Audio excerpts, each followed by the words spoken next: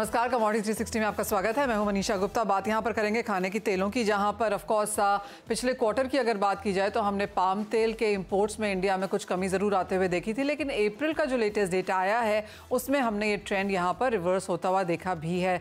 हमारे साथ इसी पर बात करने के लिए संदीप बजोरिया जी जुड़े हैं। संदीप जी नमस्कार। अगर हम अप्रैल के महीने में देखें तो सनफ्लावर के इंपोर्ट्स में फाइनली एक गिरावट देखने को मिली है।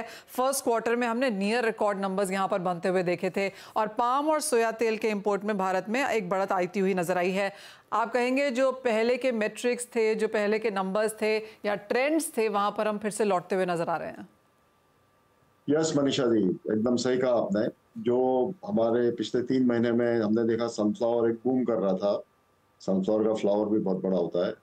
या हम यूक्रेन में गए तो वहाँ 12 इंच डायमीटर का फ्लावर होता था सनफ्लावर का। एंड तो सनफ्लावर इंपोर्ट इंडिया में इतना जोरों में बढ़ा, और जनवरी फरवरी मार्च में तो हमने 4,20,000 टन सनफ्लावर इंपोर्ट किया, बिकॉज सनफ्लावर चीपेस्ट ऑयल था वर्ल्ड। पाम ऑयल सनफ्लावर से $80-100 ऊंचा था, सोयाबीन $60 से $80 ऊंचा था। एंड सनफ्लावर चीपेस्ट होने से सनफ्लावर का कंजम्पशन बहुत बढ़ा और सनफ्लावर का इंपोर्ट बहुत बढ़ा, और हमें Russia, Ukraine, Argentina, Bulgaria, Romania सब जगह से हमें सनफ्लावर इंपोर्ट में बहुत सहायता मिली। लेकिन अब क्या हो गया है कि सनफ्लावर अभी ऑफ सीजन में जा रहा है। अप्रैल ऑनवर्ड से हम देख रहे हैं सनफ्लावर का ऑफ सीजन शुरू होगा, और अभी सनफ्लावर का इंपोर्ट अप्रैल में अराइवल भी घट गई है, और अगले आने वाले महीनों में भी मई से लेकर सितंबर में सनफ्लावर की इंपोर्ट जो महीने की 2.25-2.5 लाख टन के ऊपर नहीं होगी, जो पहले एवरेज पे 4 लाख टन इंपोर्ट हुई है जनवरी फरवरी मार्च में, उसकी जगह पे सोयाबीन का इंपोर्ट बढ़ गया है। सोयाबीन अभी पूरा सीजन में आ गया अर्जेंटीना ब्राजील में, वहाँ क्रशिंग बढ़ रही है, क्रॉप का हार्वेस्टिंग हो चुका है। तो सोयाबीन का इंपोर्ट जो पिछले महीने सिर्फ 2,20,000 टन था, वो देख रहे हैं हम सोयाबीन का इंपोर्ट बढ़ के अभी 3,90,000 टन हो गया है। और पाम का इंपोर्ट जो पिछले महीने में 5 लाख और 70,000 टन था, वो अभी 6,75,000 टन बढ़ गया है। तो आगे आने वाले महीनों में पाम ऑयल का सीजन आ रहा है, तो पाम ऑयल का इंपोर्ट बढ़ेगा। पाम ऑयल सस्ता भी हो गया है, सोयाबीन ऑयल का भी इंपोर्ट बढ़ेगा और वो भी सस्ता हो गया है, लेकिन सनफ्लावर ऑयल का इंपोर्ट कम होएगा। अभी आज के दिन मैं आपको प्राइस बताऊं, जून शिपमेंट का आप प्राइस लेंगे तो सनफ्लावर ऑयल की कीमत है $950 पर मेट्रिक टन, और सोयाबीन ऑयल की कीमत है $920 पर मेट्रिक टन, और पाम ऑयल की कीमत है $915 पर मेट्रिक टन। तो आप देख रहे हैं sunflower oil is become the costliest oil in the world again, and soybean oil $30 सस्ता है, पाम ऑयल $35 सस्ता है उससे। तो इस कारण से अभी सनफ्लावर का इंपोर्ट में कमी रहेगी, और उस हिसाब से कंजम्पशन भी कम होगा, क्योंकि हमारा सनफ्लावर की जितनी कोर डिमांड है वो सिर्फ 2-2.5 लाख टन पर महीने की है। एडिशनल डिमांड जो 1.5 लाख टन पर महीने की हमारे यहाँ जनरेट हुई, वो प्राइस सेंसिटिविटी से जनरेट हुई। जो कंज्यूमर सोया और पाम के थे, वो सनफ्लावर पे शिफ्ट हो गए, बिकॉज सनफ्लावर एक बहुत सस्ता ऑप्शन था और $70 से $100 सस्ता बिका इन तेलों से, तो उस कारण से वो सनफ्लावर में शिफ्ट चेंज आया। जी, तो ये पूरा डायमेंशन चेंज हो रहा है अभी। एब्सोल्युटली संदीप जी, इसके बारे में हम बात भी करते रहे हैं कि ये बहुत लंबे समय तक ये जो एनॉमली है ये टिकती हुई नजर आ नहीं रही थी, और हमने वो देखा है कि वापस से जो पाम है वो यहाँ पर डिस्काउंट में आता हुआ नजर आया। पाम पे ही आपसे एक और चर्चा भी करना चाहेंगे। ऑफ कोर्स काफ़ी सारे numbers are being thrown around, और हमने 4,500 रिंगिट के आने के बाद अब 3,900 के आसपास के इसके स्तर हैं। आपको लगता है जो करेक्शन यहाँ पर पाम में आनी थी अब वो हो चुकी है? हाँ, आपने इसको पाम को बड़ा अच्छी तरह से मॉनिटर किया, और जब पीक से आपने भी उस समय कहा ही था कि शायद ये पीक आ गया है, और वही वही वैसे ही हुआ, और वहां से हमने देखा ये करीबन 500 रिंगिट नीचे आ गया है, और इसलिए प्राइस कॉम्पिटिटिव वापस हो गया है। लेकिन अब इस लेवल पे पाम आने के बाद मुझे लग रहा है मई महीने अभी स्टेबल होना चाहिए, कंसोलिडेशन स्टेज में जाना चाहिए, और मे भी जून जुलाई के बाद से थोड़ा घटाना और इसमें पॉसिबल है। एंड जो आज की कीमत चल रही है, जैसे मैंने कहा $915 जून की चल रही है, और जुलाई अगस्त सितंबर की $910 की कीमत चल रही है, वो एक बार $875 तक हो सकती है। उसके नीचे मेरा अनुमान है शायद नहीं जाएगी। आई थिंक वो लिमिटेड रेंज में ही उसमें गिरावट और पॉसिबल है। तो वो और मैं तो कह रहा हूँ कंज्यूमर के लिए और इंडस्ट्री के लिए ये सही टाइम है, बिकॉज स्टेबल प्राइसेस, एक लिमिटेड रेंज की बैंड की प्राइसेस हर समय आपको प्रोडक्शन बढ़ाने में, प्रोडक्टिविटी बढ़ाने में, क्वालिटी सुधारने में, ब्रांडिंग करने में आपको टाइम एनर्जी देती है। लेकिन रोज बहुत ज्यादा फ्लक्चुएशन कीमतों में होते रहे तो मैनेजमेंट का पूरा ध्यान वो प्राइस रिस्क मैनेजमेंट में जाता है, वो फ्लक्चुएशन में अपने को सेव कैसे करे, नुकसान से कैसे बचे, उसमें ध्यान चले जाता है। तो I think absolutely. Consumer and industry. जी हाँ। संदीप जी बने रहिए हमारे साथ, क्योंकि अब हम मस्टर्ड ऑयल प्रोड्यूसर एसोसिएशन के जॉइंट सेक्रेटरी अनिल चटर्जी को भी इस चर्चा में शामिल करेंगे, क्योंकि ऑफ कोर्स इन तेलों की तो अच्छी खासी हमने मूवमेंट आते हुए देखी है, लेकिन अनिल जी सरसों को लेकर अभी भी यहाँ पर चिंताएं हैं। आपसे जानना चाहेंगे कि किस तरह की आवक और क्रशिंग अब यहाँ पर अप्रैल के महीने में देखने को मिली। अराइवल इस महीने में 13 लाख टन की हुई है, क्रैशिंग जो है वो 9 लाख टन की हुई है, और अराइवल ज्यादा है, क्रैशिंग कम होना चालू हो गई है। डिस्पैरिटी है, जैसा अभी बाजोरिया साहब ने बताया कि इंपोर्ट ज्यादा है, इंपोर्ट ज्यादा होने की वजह से सरसों तेल के लिए डिस्पैरिटी बहुत बड़ी हो गई, 3 से 4 रुपए किलो की डिस्पैरिटी हो गई। खाली जिसके ब्रांड है वही इसको सेटल कर पा रहे हैं, बाकी टैंकर बेचने वाले तो इसको नहीं सक पा रहे हैं। 3 से 4 रुपए किलो की डिस्पैरिटी है, 40% तेल मिलें बंद हो गई है। और अराइवल सरसों की अभी इस समय 8 से 9 लाख बैग की होती थी, वो 6 लाख बैग की हो रही है, क्योंकि बाकी माल जो वो नाफेड के यहाँ पे जा रहा है, गवर्नमेंट में जा रहा है। 5,650 पे नाफेड की खरीदी चालू है। करीब करीब राजस्थान में 1,20,000 टन नाफेड ने खरीदा है, हरियाणा में 3,25,000 टन खरीदा है, एमपी में 1,50,000 से ऊपर खरीदा है, गुजरात में भी 50,000 से ऊपर खरीदा है। इसके अलावा हाफेड ने अलग से 7 लाख टन खरीदा है, तो 14 लाख टन माल नाफेड के पास गया। अभी नई अराइवल हमारे पास नाफेड प्लस मंडी मिला के नई अराइवल 48 लाख टन की अराइवल हो गई, लेकिन उसके सामने क्रैशिंग खाली 20 लाख टन ही हो पाई है। तो क्रैशिंग बहुत कम है, ये चिंता का विषय है, डिस्पैरिटी बनी हुई है, और आगे जाके क्या होगा समझ में नहीं आ रहा। जैसा कि बता रहे इंपोर्ट बहुत ज्यादा है, अभी 2 महीने और है नाफेड के लिए माल लेने के लिए, तो परेशानी है, इंडस्ट्री को परेशानी है, किसान को परेशानी है। नाफेड के अलावा जो माल है वो सारा 4700 से 4800 रुपए मंडी में बिक रहा है, जो कि एमएसपी से 13% नीचे माल है वो बिक रहा है। बाकी माल जो है सरकार तुला रही है, 5,605 पे माल तुल रहा है सर। जी अनिल चटर्जी, ये पहली बार नहीं है जब हम सरसों की बात कर रहे हैं और सरसों की कंसर्न्स के बारे में भी बात कर रहे हैं। एमएसपी के नीचे के कारोबार है, फसल बहुत ज़्यादा बेहतरीन है, सरकार की खरीदारी भी है जैसे आपने कहा एजेंसीज के थ्रू, उसके बावजूद भी बहुत ज़्यादा सपोर्ट हमने इंडस्ट्री में यहाँ पर आता हुआ नहीं देखा। सस्ता इम्पोर्ट तो यहाँ पर है ही, अब यहाँ से इंडस्ट्री अब अगले 2 महीने के लिए क्या प्लान है, या फिर आपको लगता है कि जिस तरह की प्रोक्योरमेंट हम यहाँ पर नेफेड हेफेड को करता हुआ देखते रहेंगे, वहाँ से कुछ सपोर्ट आया तो आया? नेफेड ने अच्छी परचेज की है और उसका कोई असर मार्केट में पड़ा नहीं है। 5,650 पे अगर 13 लाख टन सरसों खरीद 2 महीने में हो जाती है तो बहुत अच्छा काम किया है, लेकिन फिर भी मार्केट में सपोर्ट नहीं आया। उसके पीछे मेन कारण है इंपोर्ट का। इंपोर्ट से जब तक थोड़ा आजादी नहीं मिलेगी, इंपोर्ट कम नहीं होगा, तब तक नहीं चलेगा। सरसों का नेक आखिर बनना तो तेल ही है, वो तेल सरसों की जगह सोया का है, चाहे राइस का है, चाहे सनफ्लावर का है। दूसरे तेल जैसे अभी बताया बाजोरिया साहब ने कि सनफ्लावर में डाइवर्ट हो गया कंज्यूमर, तो कोई ना कोई लाइन बदलती जा रही है। तो मुझे नहीं लगता कि आने वाला टाइम भी अभी कोई अच्छा है, 1-2 महीने तो अच्छे नहीं लगते आगे सरसों के लिए। तो इंडस्ट्री क्या सोच के चल रही है फिर चटर्जी, क्योंकि आपने कहा 40% मिलें बंद हो चुकी हैं, अगर ये स्थिति 1-2 महीने और रहती है तो कैसे देख रही है इंडस्ट्री इसको?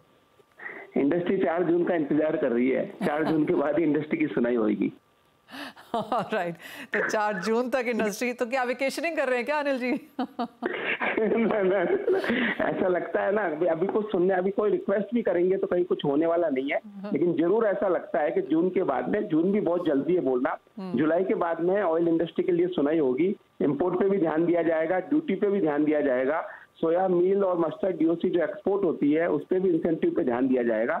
तो मुझे लगता है कि जुलाई से ऑयल इंडस्ट्री का टाइम बढ़िया आना चाहिए, अच्छा आना चाहिए, ऐसा मेरे को लगता है। चलिए ठीक है, 4 जून के बाद यानी जुलाई तक यहाँ पर कुछ सुनवाई होगी तो होगी, तब तक का समय थोड़ा सा यहाँ ऑन द वीकर साइड लगता है। ऑफ कोर्स यहाँ पर प्रोक्योरमेंट है, लेकिन फसल इतनी ज़्यादा बेहतरीन है कि प्राइसेस को अभी भी यहाँ पर कोई सपोर्ट मिलता हुआ नहीं दिख रहा। संदीप जी, आप कैसे देखते हैं ओवरऑल ऑयल सेक्टर की अगर बात की जाए तो ये एक एरिया है जहाँ पर हम सेल्फ सफिशेंसी भी देख रहे हैं, अच्छी खासी पैदावार भी हुई है, प्राइसेस भी ठीक हैं, लेकिन उसके बावजूद भी जिस तरह की स्थिति से मिल की है फिलहाल यहाँ पर क्लियरली इसके ऊपर ध्यान देने की जरूरत पड़ेगी आगे जाकर। मनीषा जी, जहाँ तक इकोनॉमिक्स का सवाल है, इकोनॉमिक्स का रूल सीधा कहता है और डिमांड सप्लाई की बात सीधी कहती है कि देश में हमारा डोमेस्टिक उत्पादन इतना अच्छा हुआ है, किसानों ने इतनी मेहनत से किया है, तो हमें वाजबी है कि हमें इंपोर्ट ड्यूटी को बढ़ाना चाहिए और हमको ये देखना चाहिए कि जो भी इम्पोर्टेड ऑयल है वो 10 से 15% ड्यूटी कम से कम और बढ़े, सो दैट सरसों के रियलाइजेशन में ऊंचाई मिले और उसमें मिले भी वापस चले। ये सरसों को क्रश होना जरूरी है, ये नहीं तो इस तरीके से तो नाफेड और राफेड मिला के 30 लाख टन सरसों अगले 2 महीने में उनको अपने साथ में लेके चलना पड़ेगा, और वो अपने आप में रिकॉर्ड रहेगा। और वो बाकी का जो प्राइवेट ट्रेड है वो डिस्पैरिटी में चलते रहेगा।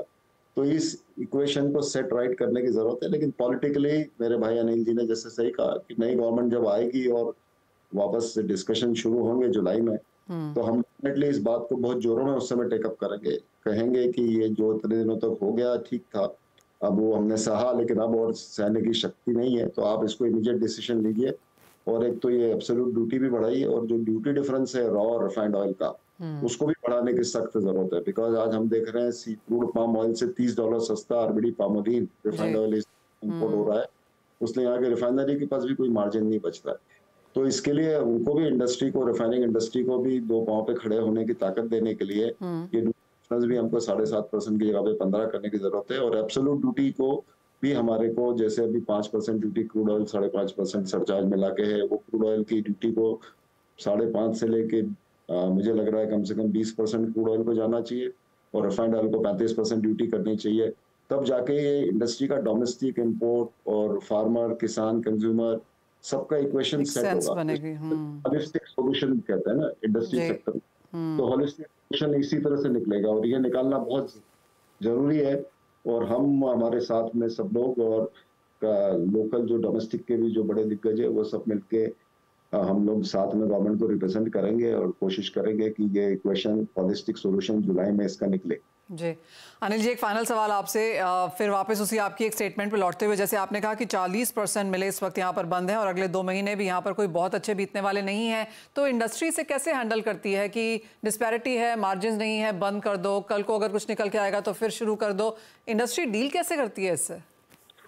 नहीं, इंडस्ट्री ने काफी रिक्वेस्ट करी पिछले 6 महीने 8 महीने, जैसे वाजुरा साहब ने बताया, जब तक आचार संहिता नहीं लगी थी काफी रिक्वेस्ट करी, क्रॉप का साइज भी बताया, गवर्नमेंट ने 127 क्रॉप बताई, इंडस्ट्री ने 123 क्रॉप बताई, लेकिन कुछ मजबूरी थी गवर्नमेंट की, कंज्यूमर का ध्यान रखना जरूरी था, तो वो नहीं हो पाया। तो इंडस्ट्री इस विश्वास में है कि कोई बात नहीं, 2 महीने हमारे और ऊपर नीचे निकल सकते हैं, लेकिन आने वाले टाइम में उसमें भी माध्यम आप ही बनेंगे, आपका साथ जरूरी चाहिएगा, हमारी आवाज पहुंचाने में आपका बहुत बड़ा रोल है। तो जब आपकी आवाज भी पहुंचेगी और हमारी रिक्वेस्ट भी पहुंचेगी तो इंडस्ट्री के दिन जरूर अच्छे आएंगे। और टाइम तो आता है, कोविड भी आया था, 2 साल में चले गया, तो इंडस्ट्री वैसे ही सोच रही है कि कुछ खराब पीरियड है, निकल जाएगा, इसको टाइम पास कर रही है इंडस्ट्री, लेकिन परेशान बहुत है इंडस्ट्री, बहुत परेशान है industry. All right, of course, और ऐसे मुश्किल दिन है पूरी ओवरऑल इंडस्ट्री के लिए, स्पेशली जो सरसों के यहाँ पर स्टेक होल्डर्स हैं, जो इंडस्ट्री है, सेक्टर है, वहाँ पर चिंताएं कुछ ज़्यादा ही हैं। लेकिन जैसे आपने कहा कुछ समय और निकल जाए तो यहाँ पर एक निकाल भी शायद निकलता हुआ दिखेगा। बहुत शुक्रिया बजोरिया जी आपका और अनिल जी आपका साथ जोड़ने के लिए और तमाम पूरे यहाँ पर एडिबल ऑयल सेक्टर के बारे में बात भी करने के लिए।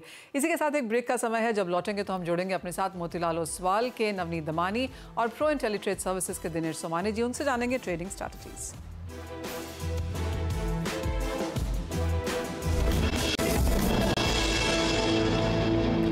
नमस्कार, स्वागत है आपका। और बात अब यहाँ पर नॉन एग्रो से शुरुआत कर लेते हैं, क्योंकि एक मुनाफा वसूली जिस तरह की हमने कच्चे तेल में आते हुए देखी है, नवनीत आपको क्या लगता है, अब 2024 के हाई से 9% की गिरावट हम दर्ज कर चुके हैं इसमें?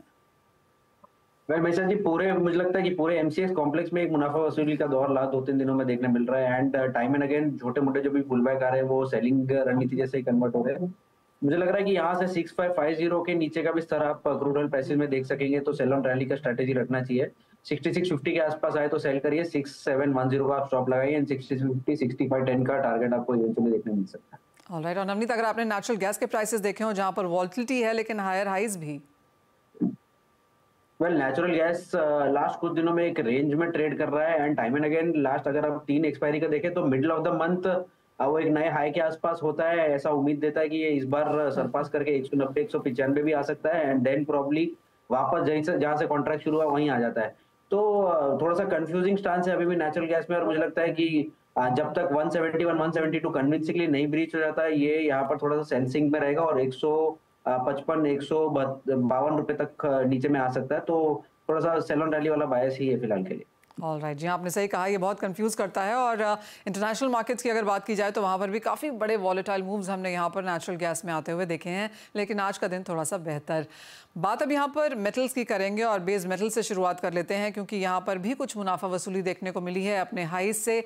डॉलर इंडेक्स में कुछ बढ़त है, यूएस फेड की जो स्टेटमेंट आई है उसका भी कुछ असर यहाँ पर मार्केट्स में है। And in any case Navneet, जिस तरह की अच्छी खासा प्रदर्शन हम यहाँ पर अप्रैल में मेटल्स की तरफ से आता हुआ देख चुके हैं, मई की शुरुआत हल्की सी ढीली हुई है। इन करंट लेवल्स पे क्या करने की राय है?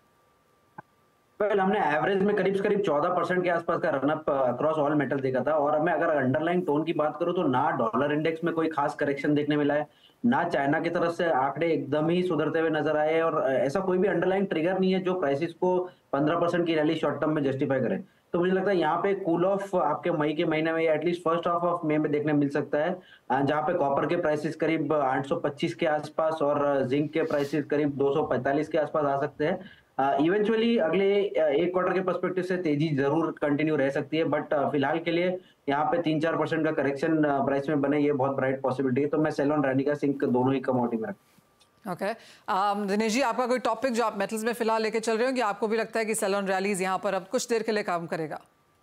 मनीषा जी, सेलोन रैलीज तो मैं नहीं कहूंगा, मैं ये कहूंगा कि करेक्टिव फेज है और करेक्टिव फेज में भी बेच करके कमाया जा सकता है। मुझे लगता है कि 848 849 के आसपास कॉपर सेल किया जा सकता है। 836 के लेवल्स बन सकते हैं निचले स्तर पर, और 836 में दोबारा इसमें एक बड़ी तेजी का मूव बन सकता है। तो मुझे लगता है शॉर्ट टर्म करेक्टिव फेज के हिसाब से आप 48-49 के आसपास सेल कर सकते हो।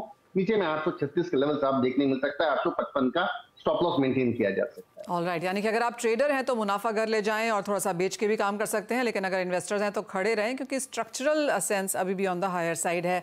नवनीत, सोने चांदी को अब कैसे देखेंगे आप? क्योंकि ठीक है, यूएस की फेड की मीटिंग अब होके चली गई है, शायद बाजार मान भी रहा था कि जून में तो रेट कट नहीं होना, सितंबर अक्टूबर नवंबर की अब यहाँ पर बात है। गोल्ड उसके बावजूद भी जितनी बार $2300 पर आउंस के नीचे जाता है फिर खरीदारी देखता है। $2300 एक पाइवट पॉइंट के तरीके से है, अब यहाँ पर क्या व्यू? फेड का जो गोल पोस्ट है, मुझे लग रहा है कि लास्ट हर मीटिंग के बाद थोड़ा सा शिफ्ट होता हुआ नजर आ रहा है। पहले लास्ट कुछ दिनों में हम बात कर रहे थे कि 3 रेट कट की पॉसिबिलिटी बहुत ब्राइट है, inflation with in control limits है, एंड कल की जो स्टेटमेंट आया है उसमें इन्फ्लेशनरी कंसर्न्स भी जाहिर की है।